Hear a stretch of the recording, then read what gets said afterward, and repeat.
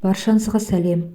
Көпшілік адам төмен қан қысымға қарағанда жоғары артериялық қысымды уайымдайды. Алайда төмен қысым да қауіпті аурулардың белгісі болып табылады. Ендеше ол ағзадағы қандай проблемаларды көрсетуі мүмкін екенін қарастырайық. Құрметті арнамның көрермендері, алда шығатын пайдалы видеоларды жіберіп алмас үшін арнама тіркеліп, қоңыраушаны басып қойыңыздар. Төмен қан қысымына қандай көрсеткіш жатады? 110-70 пен 130-80 аралығын қалыпты қысым деп санайды.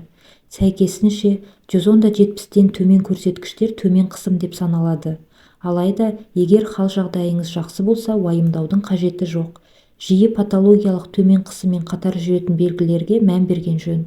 Оларға бас айналу, жүрек айну, құсу, сусыздану, қатты іш өту, қалшылдау, зейіннің төмендеуі, көздің бұлдырауы, терінің бозаруы, шаршаңқылық сезімі жатады.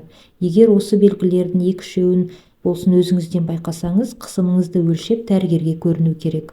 Төмен қысым бірден бірнеше патологияның белгісі болуы да мүмкін. Біріншіден, жүрек проблемасы. Көрсеткішіне төмен қысым жататын жүрек ауруларының қатарына брадикардия, жүрек қақпақшалары проблемасы және жүрек жеткіліксіздігі кіреді. Келесі эндокринді проблемалар. Оған қалқанша без белсенділігінің жеткіліксіздігі, яғни гипотиреоз, қалқанша жанындағы без ауруы, бүйрек үсті бездерінің жеткіліксіздігі, қандағы қанттың төмен деңгейі және диабет жатады. Жүйкелі жанама гипотензия.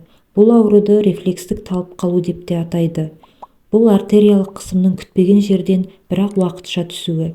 Бұл патология жиі балаларда, жасөспірімдерде және де жастарда пайда болуы мүмкін. Аурудың себебі толықтай зерттеліп анықталмаған. Бірақ негізгілеріне күйзеліс, қатты қорқыныш және қоршаған орта температурасының бірден өзгеруін жатқызады.